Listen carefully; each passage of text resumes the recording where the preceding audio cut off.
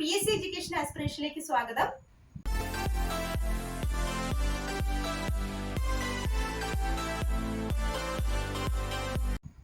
ഇന്നത്തെ ക്ലാസ്സിൽ ഇംഗ്ലീഷിന് 2 മാർക്ക് ഉറപ്പിക്കാവുന്ന കാര്യങ്ങളുമായിട്ടാണ് ഞാൻ വന്നിരിക്കുന്നത്.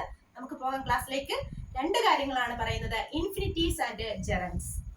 ഇൻഫിനിറ്റീവുകളെ പ്രധാനമായി 2ആയി തിരിച്ചിരിക്കുന്നു. ടു ഇൻഫിനിറ്റീവ് എന്നും ബെയർ ഇൻഫിനിറ്റീവ് എന്നും. ടു ഇൻഫിനിറ്റീവിനെ മറ്റൊരു പേരിൽ പറയുന്നു ഫുൾ ഇൻഫിനിറ്റീവ്. ബെയർ ഇൻഫിനിറ്റീവിനെ മറ്റൊരു പേരിൽ പറയുന്നു വെർബിന്റെ ബേസ് ഫോം ആണ് ബെയർ ഇൻഫിനിറ്റീവ് എന്ന് പറയുന്നത്. വെർബിന്റെ ബേസ് ഫോം എന്ന് പറയുമ്പോൾ ഫസ്റ്റ് ഫോം V1 ഫോം എന്ന് പറയാം.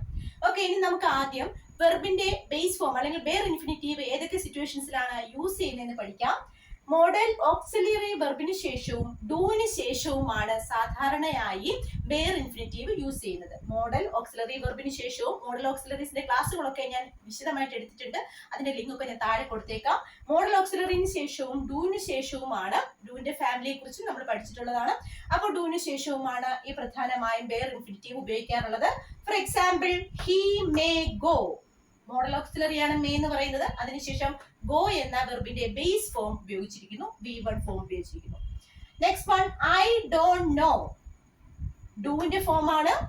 അതിനുശേഷം വെർബിന്റെ ബേസ് ഫോം ആയ നോ ഉപയോഗിച്ചിരിക്കുന്നു. ക്ലിയർ ആണല്ലോ?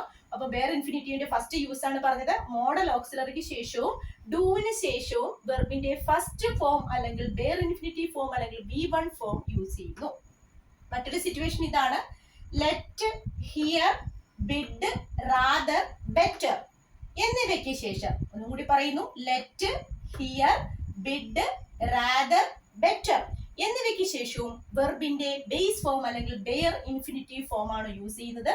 Four example, let him wait, ലെറ്റിന് ശേഷം വെയിറ്റ് എന്ന വെർബിന്റെ ബേസ് ഫോം യൂസ് ചെയ്തിരിക്കുന്നു. Next one, I would rather sleep, റാദറിന് ശേഷവും വെർബിന്റെ ബേസ് ഫോം അല്ലെങ്കിൽ ബെയർ ഇൻഫിനിറ്റീവ് ഫോം യൂസ് ചെയ്തിരിക്കുന്നു. സോ നമുക്ക് മനസ്സിലാക്കാം, 2 സിറ്റുവേഷൻസിലാണ് പ്രധാനമായും ഈ ബെയർ ഇൻഫിനിറ്റീവ് യൂസ് ചെയ്തിരിക്കുന്നത്. ഒന്ന് മോഡൽ ഓക്സിലറിക്കും ഡൂവിന് ശേഷവും, അതുപോലെ തന്നെ let, hear, bid, rather, better എന്നിവയ്ക്ക് ശേഷവും ബെയർ ഇൻഫിനിറ്റീവ് V1 ഫോം വെർബിന്റെ ബേസ് ഫോം മാത്രമാണ് യൂസ് ചെയ്യുന്നത്. ഇനി നമുക്ക് ടു ഇൻഫിനിറ്റീവ് അല്ലെങ്കിൽ ഫുൾ ഇൻഫിനിറ്റീവ് ഏതൊക്കെ സിറ്റുവേഷൻസിൽ യൂസ് ചെയ്യുന്നു നോക്കാം. അതായത് പ്രധാനമായും ഒരു സെന്റൻസിൽ ആഡ്ജക്റ്റീവായോ ആഡ്വെർബായോ ഉപയോഗിക്കുന്നു. ആഡ്ജക്റ്റീവ്സിനെ കുറിച്ചുള്ള ക്ലാസ്സുകൾ ഞാൻ എടുത്തിട്ടുണ്ട്, ആഡ്വെർബിന്റെ ക്ലാസ്സുകൾ എടുത്തിട്ടുണ്ട്. ഓക്കെ, എന്റെ ലിങ്ക് ഞാൻ താഴെ കൊടുത്തേക്കാം. അപ്പോൾ ആഡ്ജക്റ്റീവിന് ശേഷം, ഒരു സെന്റൻസിലെ ആഡ്ജക്റ്റീവ് അഥവാ നാമവിശേഷണത്തിന് ശേഷവും ആഡ്വെർബ് അഥവാ ക്രിയാവിശേഷണത്തിന് ശേഷവും സാധാരണയായി ടു ഇൻഫിനിറ്റീവ് ഫോം മാത്രമേ യൂസ് ചെയ്യാറുള്ളൂ.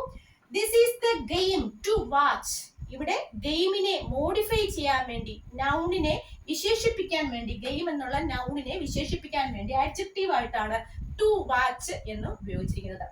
അപ്പോൾ സെന്റൻസിൽ ആഡ്ജക്റ്റീവ് ആയോ ആഡ്വെർബോ ആയിട്ടോ സാധാരണയായി ടു ഇൻഫിനിറ്റീവ് ഫോം ആണ് യൂസ് ചെയ്യാറുള്ളത്. നെക്സ്റ്റ് ഒരു സിറ്റുവേഷൻ ആണ്, ഒരു വെർബിൽ സബ്ജക്റ്റ് ആയിട്ട് ചിലപ്പോൾ ഉപയോഗിക്കാറുണ്ട്. ടു ഇയർ ഈസ് ഹ്യൂമൻ, ഇതൊരു യൂസേജ് ആണ് നമുക്കറിയാം. ടു ഇയർ ഈസ് ഹ്യൂമൻ, തെറ്റു മനുഷ്യ സഹജമാണ്. അവിടെ എറർ എന്നുള്ള സബ്ജക്റ്റിനോടൊപ്പം ടു ചേർത്തിട്ട് ഉപയോഗിച്ചു. ടു എർ ഈസ് ഹ്യൂമൻ എന്ന സബ്ജക്റ്റ് ആയിട്ട് ഉപയോഗിച്ചിരിക്കുന്നു. മറ്റൊരു സിറ്റുവേഷൻ, ചില സെന്റൻസുകൾ ഒബ്ജക്റ്റ് ആയിട്ട് ഉപയോഗിക്കാറുണ്ട്. For example, I want to go, go, I want to go, പോകാനായിട്ട്.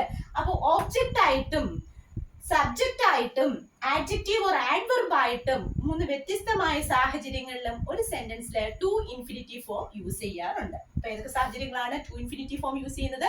ആഡ്ജക്റ്റീവ് ഓർ ആഡ്വെർബ് ആയിട്ട്, സബ്ജക്റ്റ് ആയിട്ട്, ഒബ്ജക്റ്റ് ആയിട്ട്, ഇങ്ങനെ വ്യത്യസ്തമായ സാഹചര്യങ്ങളിലും ടു ഇൻഫിനിറ്റീവ് ഫോം ആണ് യൂസ് ചെയ്യുന്നത്. ക്ലിയർ അല്ലേ? Next one, gerund form.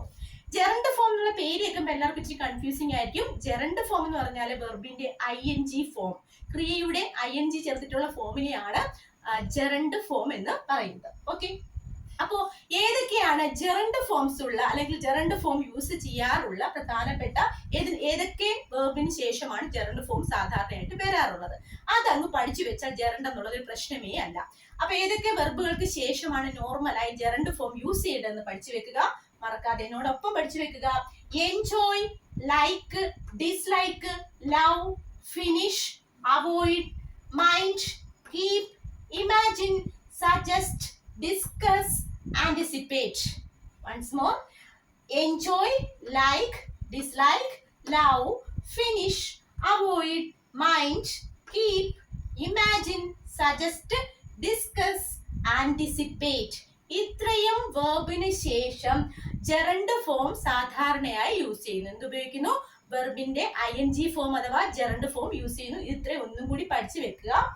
ഇനി ഇതിന്റെ എക്സാമ്പിൾ ഞാൻ വേഗം ഒന്ന് പറയാം. My sister enjoys listening music. കണ്ടോ? എൻജോയ്സ്, എൻജോയിന് ശേഷം വെർബിന്റെ ING ഫോം വന്നിരിക്കുന്നു. Next one, he likes playing chess. ഇവിടെയും ലൈക്ക് എന്നുള്ള വെർബിന് ശേഷം പ്ലേയിങ് എന്ന ING ഫോം യൂസ് ചെയ്തിരിക്കുന്നു.